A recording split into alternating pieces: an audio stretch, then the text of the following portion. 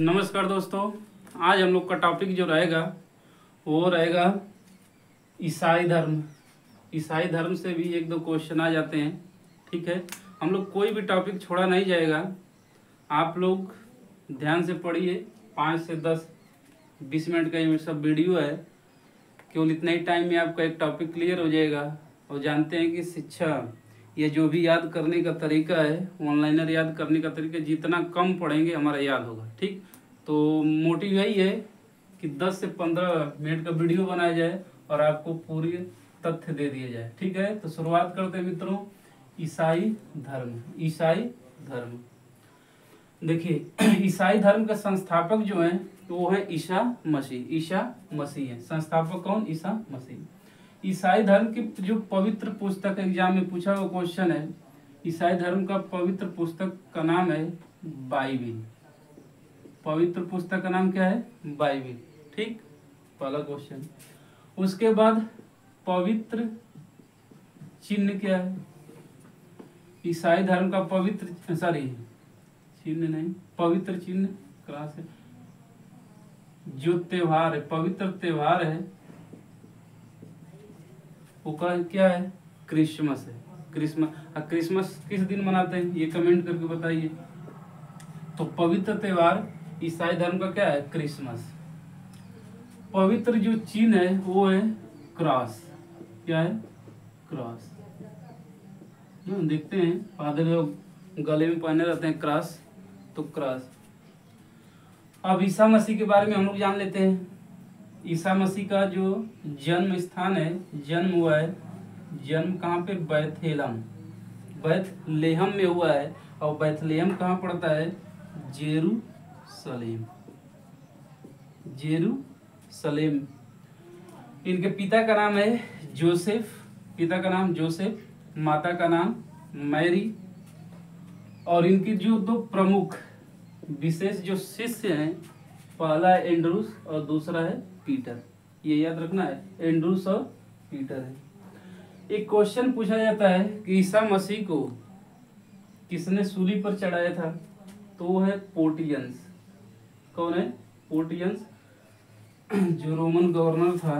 और Roman governor ने इनको सूली पर चढ़ाया।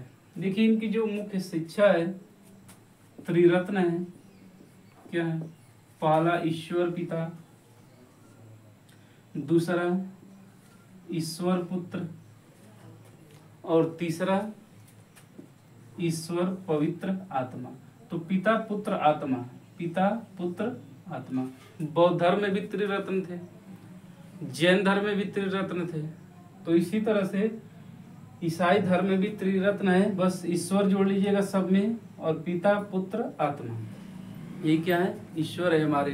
देखिए, सभी धर्म का एक ही उद्देश्य है, बस धर्म अलग अलग है। हम लोग अपना विभाजन कर लिए हैं। सबका मोटिव एक ही है, समाज कल्याण और सबकी सुख शांति। ठीक, आगे हम लोग पढ़ते हैं एक और धर्म, इसी में पढ़ते हैं। ठीक, आगे एक धर्म के बारे में पढ़ते हैं, पारसी धर्म। और यहाँ से एकदम इम्पॉर्टेंट का टॉपिक है। बस 2 ही तथ्य इसमें याद रखना है। पारसी धर्म का संस्थापक जरथुष्ट्र ईरानी थे। जरथुष्ट्र, एकदम जरथुष्ट्र याद रखना है। ठीक है। दूसरा, इनका धार्मिक ग्रंथ, पारसी धर्म का धार्मिक जो ग्रंथ है वो है जिंदा अवस्था। और ये बहुत एग्जाम में पूछा हुआ है, वनडे एग्जाम में ये सब पूछा हुआ है कि धार्मिक ग्रंथ का नाम है जिंदा अवस्था। फिर है, इनके अनुयायियों को माना जाता है, या इस तरह क्वेश्चन पूछा है, किस धर्म को अग्नि पूजक कहते हैं? तो कौन सा धर्म होगा? पारसी धर्म। ये क्वेश्चन आया, ये भी क्वेश्चन आया। तो 1, 2 और 3, ये तीनों याद रखिए, तीनों क्वेश्चन है। ठीक है ना। आगे, इनके जो अनुयायी हैं ये मानते हैं अहुर को, अनुयायी मानते हैं अहुर। तो चौथा तथ्य हो गया। इनकी जो मूल शिक्षा है, यानी कि ये त्रिरत्न है, जैसे सभी धर्मों के हैं। पहला, सद्विचार, अच्छे विचार रखिए, सभी धर्म कहता है। दूसरा, सदवचन, अपना वचन या जो भी बोलिए बहुत बढ़िया बोलिए, सदविचार बोलिए, सदवचन बोलिए, अच्छा बोलिए।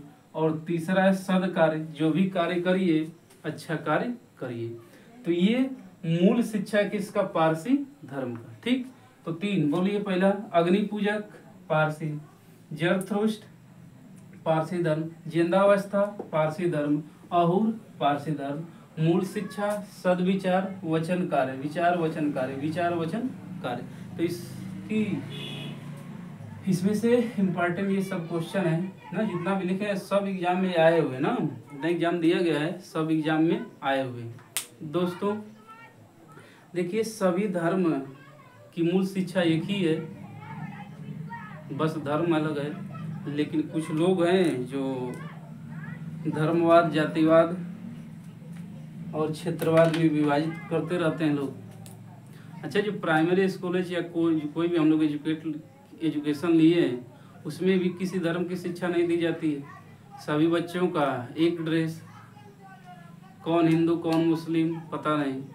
फिर ग्रेजुएशन में आते हैं, वहाँ पर भी धर्म का पता नहीं, धर्म विशेष। लेकिन जिसी तरह से हम लोग ग्रेजुएशन या समझिए कि हम समझदार होते हैं, जिसी तरह से घर आते हैं धर्मवाद शुरू हो जाता है कि मुस्लिम ये, हिंदू ये, पारसी ये।